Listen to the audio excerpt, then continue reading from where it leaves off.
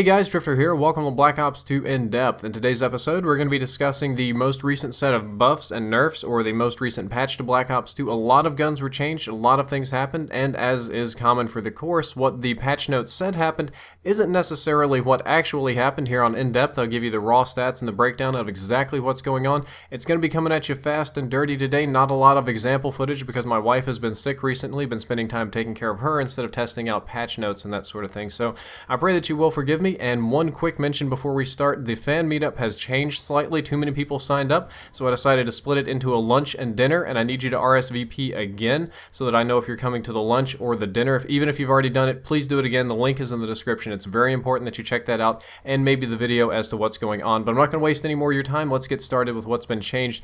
The biggest and most noticeable nerf is that the FAL with Select Fire finally gets a huge nerf. Previously, it got a recoil increase. It kicked a lot more with Select Fire. It shoots a little bit slower with Select Fire, and the patch notes said that it got a damage reduction. That may be technically true in that the damage over range is reduced. What actually happened is the range on the FAL with Select Fire gets reduced by 75%. You have to be very, very close, just a couple of meters away from somebody to get that 2-shot kill with the FAL. It's now a 3-shot kill with Select Fire. Still fairly dangerous at close ranges, but you're not going to be able to spam it at close range and hose people down quite as effectively as you could. You have to be very, very close range for it to work. It's a very huge nerf. There's actually more range penalty on the FAL with Select Fire than any of the other guns get with Rapid Fire. The SMR, however, gets a much smaller range nerf. The SMR gets about minus 15% range on the 2-shot kills with Select Fire.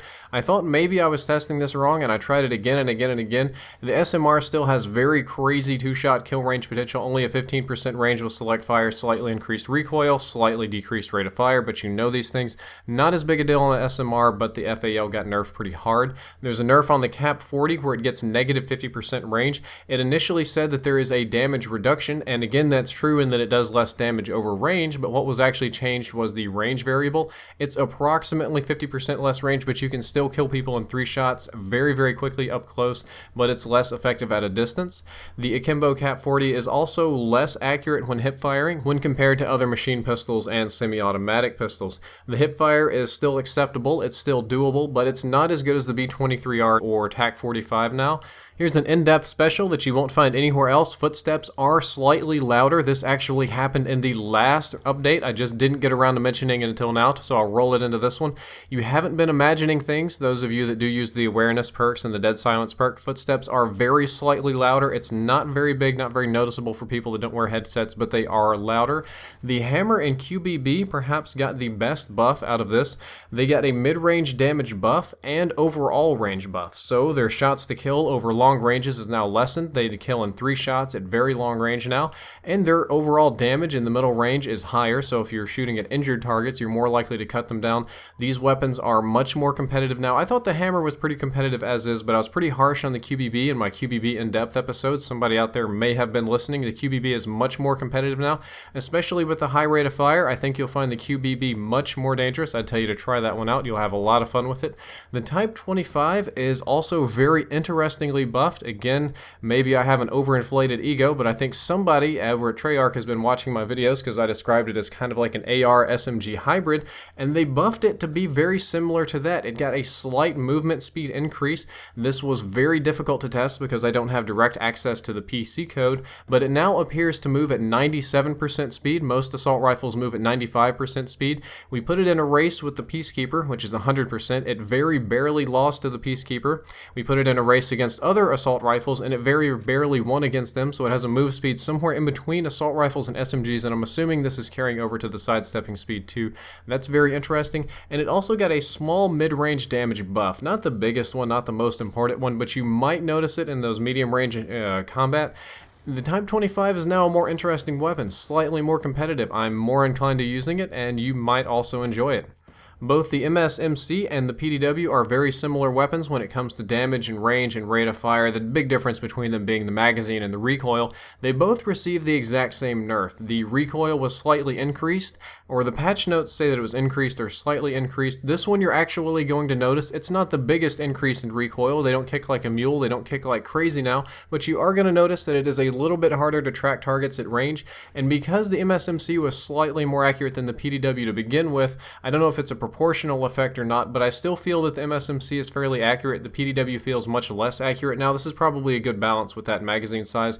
Their hipfire is also very slightly less accurate. This one I don't think you're going to find to be as big of a deal with the hipfire, but you may find the aim down sights to be slightly annoying. I'd like to mention that I had to do this testing very, very fast while my wife was asleep because she's sick and all that, and I honestly couldn't find a difference with the Scar H and the SWAT. Maybe I set up my experiment wrong, maybe I didn't know what I was doing, maybe I did it too fast, but the Scar H and the SWAT do not appear to have been changed in any way. They always did have crazy high damage and crazy high range, and they talk about increasing the damage, and it doesn't really seem to make much difference. Those are very strong weapons as they are for what they do, and I don't think you'll notice much different with them. There are two things that I could not test. I could not test the ballista with iron sights sway reduction because I don't really have any sort of footage to compare it against. It feels better. It may not be better, it feels better, and then it didn't feel all that bad to begin with. And the M1216, you can't really test the mid-range damage buff because shotguns shoot pellets, and the pellets go everywhere, and I can't tell how many pellets hit. So I can't test that, but I'll take Treyarc's word for it and say that they buffed it. The last time they did it around with the Executioner, I was able to do it, because the Executioner had such pitiful range, it was very, very easy to tell. And I'm assuming it was a similar kind of buff, so I will again assume that the M1216 has been slightly buffed. Overall, I feel that this was an excellent patch for the game. It put a huge nerf on the FAL with select fire because it was annoying. There was a minor penalty on the SMR. It wasn't as bad. The MSMC and PDW probably were a little bit too accurate for the high damage, fast killing submachine guns that they are. Now they're a little bit less accurate. You're going to have some challenge with them. I didn't have a problem with the Kap40s. I didn't see them very often online. They take a long time to level up to akimbo. However, I believe the problem with that was more to do with the competitive side of things. So in competitive, they are going to be less competitive compared to like the TAC-45 B-23R. Type25, very interesting. It's now more an SMG assault rifle hybrid than maybe the Peacekeeper. QBB especially got a huge buff. I think you're going to have a lot of fun with the QBB. Hammer, I thought was strong anyway, but now I guess it's stronger. Overall, I think this was a good patch. A lot of small tweaks, all positive things, all things that I would have done myself. There's still no foregrip buff. Just kidding, that's never really going to happen. They don't want to do that because if you make the guns too accurate, then they become unfair.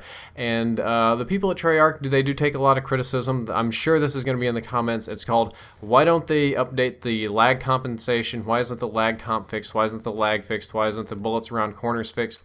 And the difference is, these are simple problems, that's a complicated problem. Taking something like the MSMC and changing the recoil on it involves changing a couple of numbers and doing a handful of tests to see if it's going to work. It's one variable, very simple. Changing the lag compensation in a video game is like opening up a 400 megabyte giant code thing, and I don't really know how code works. It's a huge piece of code. It's extremely complicated. Small changes make big differences, and you really don't want to mess with that. I'm assuming on their development and they're like, it's working, it's stable, let's not change it. Overall, very good patch, and I think it's going to make the game more competitive. I hope you enjoyed the episode. If you'd like to see the previous one on the assault shield, you can click the box on the left. That'll open in a new window. If you'd like to check out the next episode, which is going to be on accuracy, you can click that box. It'll also open in a new window. That's mostly going to be myth busting. And as always, if you enjoyed the content, don't forget to like, favorite, and subscribe. Drifter out.